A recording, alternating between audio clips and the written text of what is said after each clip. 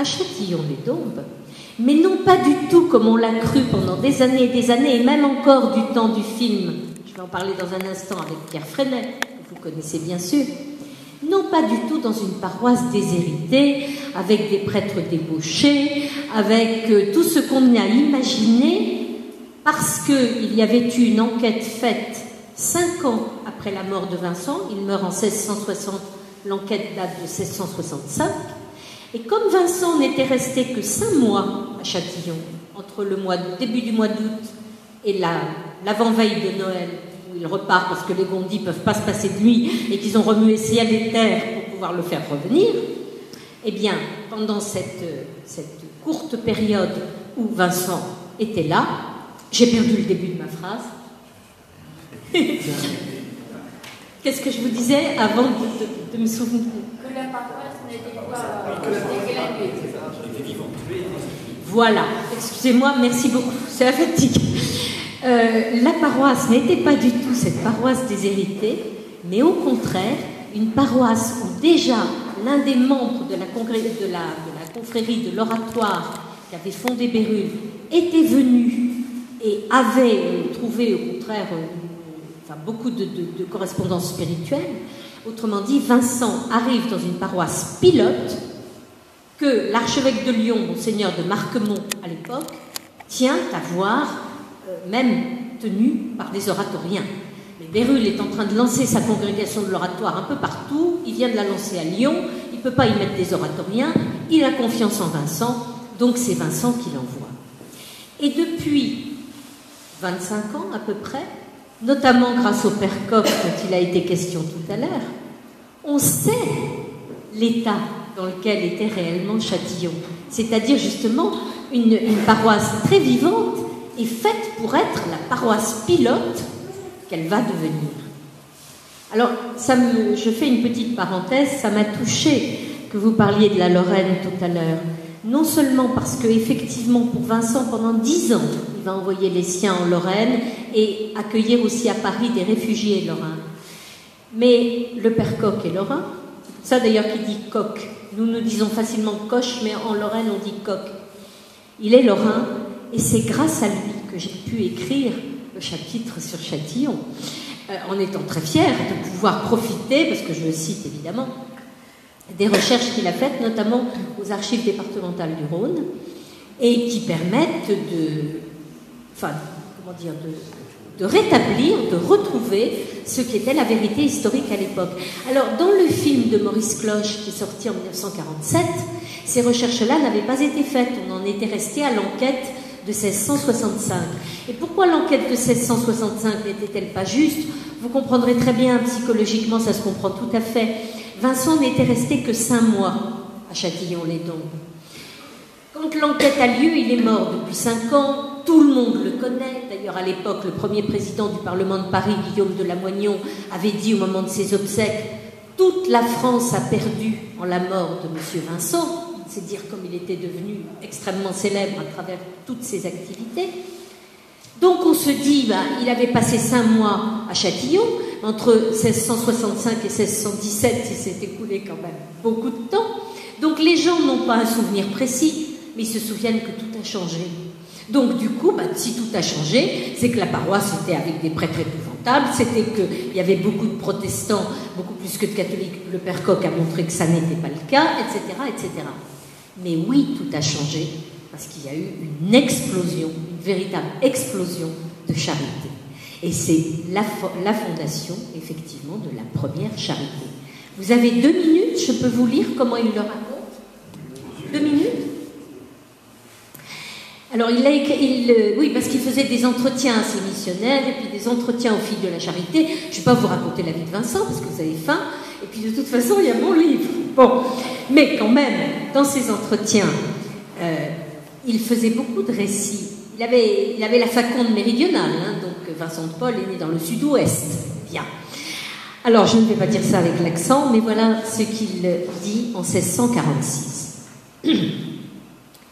Vous saurez donc qu'étant auprès de Lyon, en une petite ville où la Providence m'avait appelé pour être curé, un dimanche, comme je m'habillais pour dire la Sainte Messe, On me vint dire qu'en une maison écartée des autres, à un quart de lieue de là, tout le monde était malade, sans qu'il restât une seule personne pour assister les autres, et toutes dans une nécessité qui ne se pouvait dire. Cela me toucha sensiblement le cœur. Je ne manquai pas de les recommander au prône avec affection. Et Dieu, touchant le cœur de ceux qui m'écoutaient, fit qu'ils se trouvèrent tous émus de compassion pour ces pauvres affligés. L'après-dîner, c'est-à-dire après-midi, l'époque c'est... Voilà. L'après-dîner, il se fit une assemblée chez une bonne demoiselle de la ville pour voir quel secours on leur pourrait donner. Et chacun se trouva disposé à les aller voir et consoler de ses paroles et aider de son pouvoir. Après les vêpres, je pris un honnête homme, bourgeois de la ville, et nous mîmes de compagnie en chemin d'y aller. Nous rencontrâmes sur le chemin des femmes qui nous devançaient, et un peu plus avant, d'autres qui revenaient. Et comme c'était en été, et durant les grandes chaleurs, ces bonnes dames s'asseyaient le long des chemins pour se reposer et rafraîchir. Enfin, mes filles, oui, alors c'est donc aux filles de la charité qu'il est en train de parler, enfin, mes filles, il y en avait tant que vous eussiez dit des processions.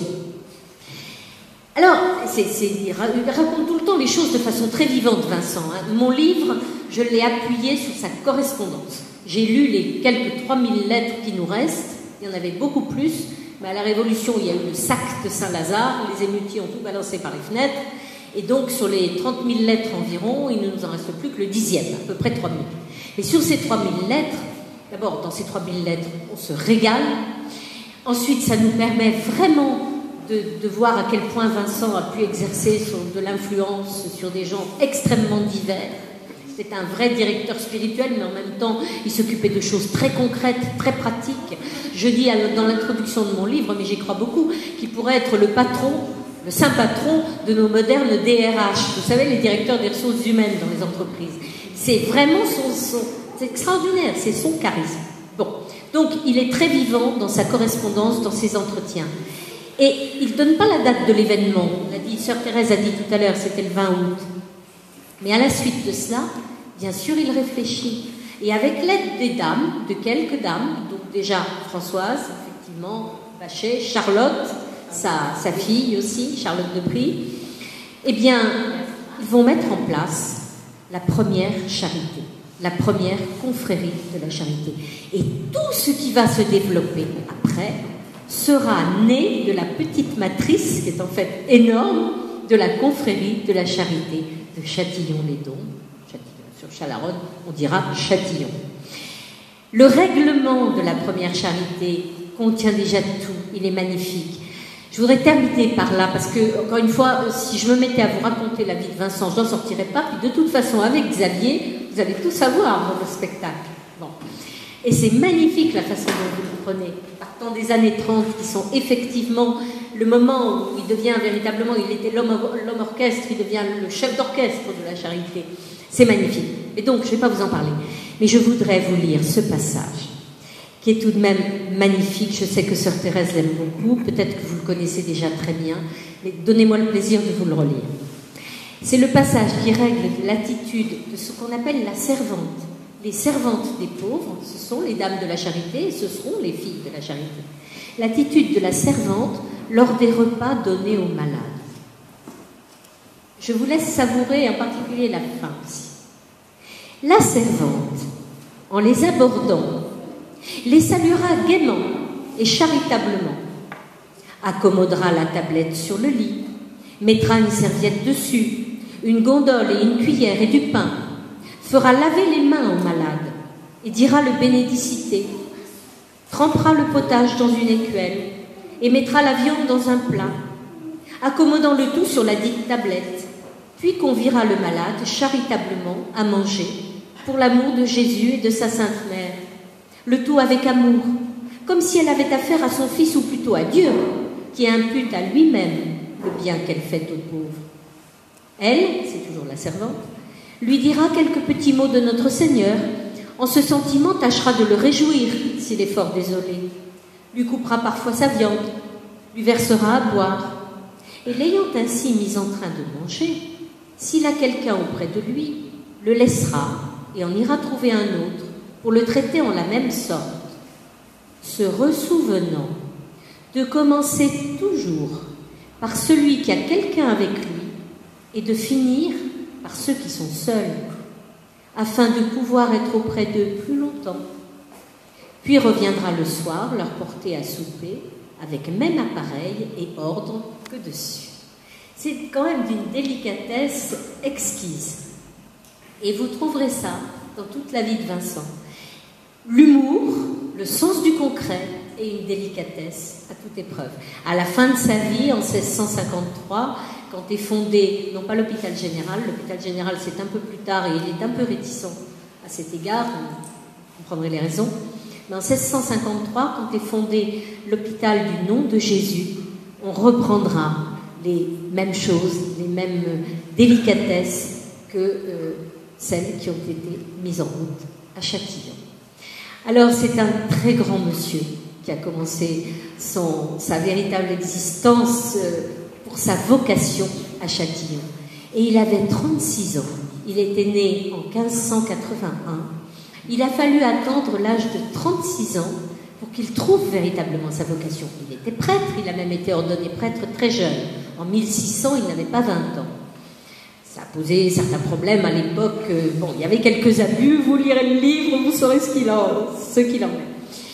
Mais après cela, eh bien, avant qu'il trouve cette vocation au service des pauvres, il a fallu quand même un bon moment.